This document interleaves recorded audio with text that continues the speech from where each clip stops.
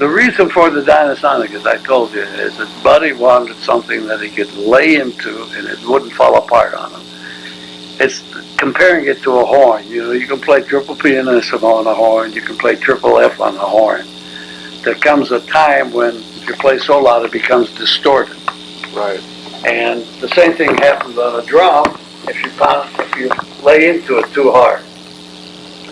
And Buddy says, I'd like to be able to, when I want to lay into a drum, that I don't have to hold back.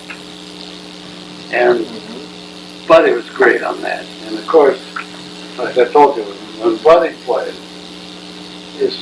he never played this anymore. And that's why, if you notice in his playing, you get a lot of rim shots, but not obnoxious rim shots. I've got some tapes that he made when he was with James in the 60s. After he gave up his small group, he went with James, you know, in 63, and I've got some tape on that somebody from the Buddy Retrenko sent me. I had a record, and I lost it, and he sent it to me on tape. And the drum sings, which most, not all the time, but many times you miss that in some of the drum things you hear. And I attribute it to the fact that the drums are choked. When Buddy played rim shots, I remember when he made this record with Sammy Davis. I don't know if you ever heard it. And he did it after hours. When he first started when he got started with this band, and he wasn't using Dynasonic then, but later on in the middle 60s, he was playing stuff that I would swear somebody was playing a vibe. It sounded like a note coming out of a vibraphone. Wow.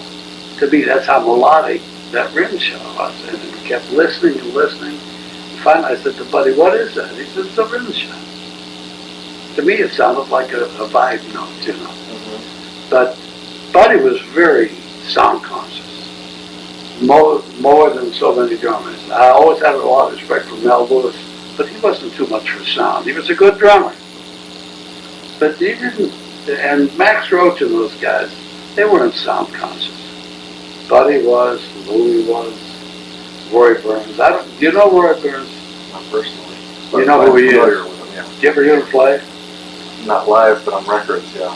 He's as close to Buddy, I think, as anybody.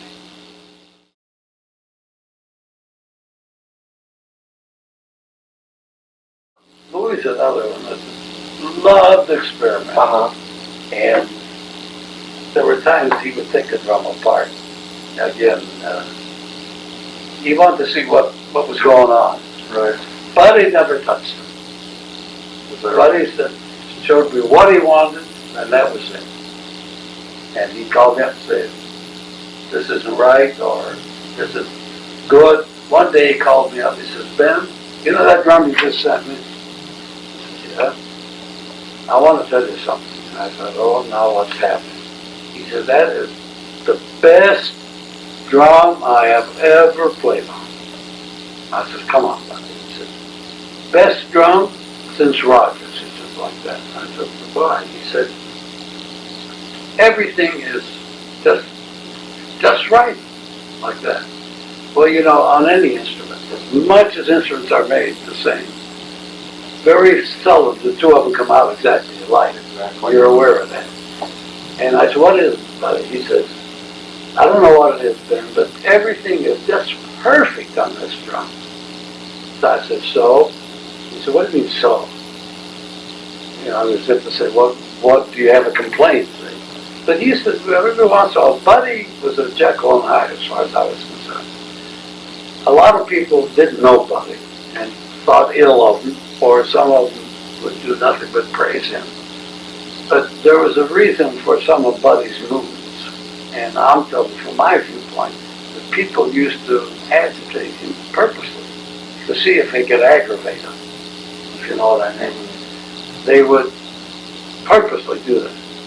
And I tried to accept Buddy the way he was, and he was a good-hearted guy, believe it or not. I saw him dole out money to guys that were begging, you know, so to speak. because like all the musicians, he played in some crummy joints too, you know. And it just unbelievable. Anyway, this drum. So he said, it is so great. He said, I'm going to spread the word around town. I'm going to have every drummer in Vegas come and hear this drum. He was playing at the Flamingo then. And I said, well, that's great, buddy. I'm happy to hear that.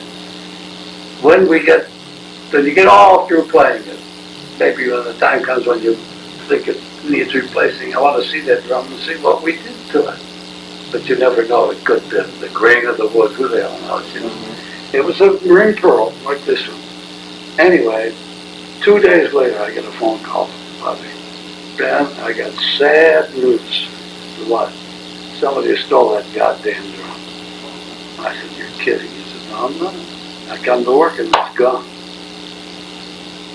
I said, can't believe it, though. He says, yeah, it's gone. I said, well, I'll get you another one. And I always managed to keep him with about 3 snare drums. Because if he broke a head, he needed a snare drum right away. He always had a band voice. Anyway, I said, I'm going to California in a few days. I'll stop by Vegas. So I stopped Vegas, and I said, I'll see you such and such a night. In the meantime, I got there in the daytime. I go over to the Flamingo, and the band was in back of the bar. Big stage, but the bar was in front of it. And I said to the bartender, I'm from Rogers Drums, okay if I go in the back? Yeah, go ahead. I think to myself, no wonder the drum was stolen. Guy didn't know who I was. Show me some identification. Yeah, go ahead. So I go back, and that's probably what happened. Well, they checked, the police looked for it, they finally found it in the hawk shop. The guy stole it, hawked it for $50. And they notified Buddy. And Buddy said, what should we do with it? I said, well, what's it like? He said, it's pretty beat up. I said, forget it. Don't even try to buy it back. He said, the guys screwed around with it. They finally found the guy who stole it. He was in jail. He was a hophead. And he stole the drum and hawked it for $50. Because all the drummers came to listen. Buddy said they were all here, and it was just unbelievable. So, did they at least get to listen to it before it was stolen, I hope? Or? Yeah. Oh, Yeah. It was good for a couple nights, I guess. But, and he said to me, as good as these drums are, none of them are like that drum, isn't it fun? And I got to understand that. Sure. Everything was just right on it.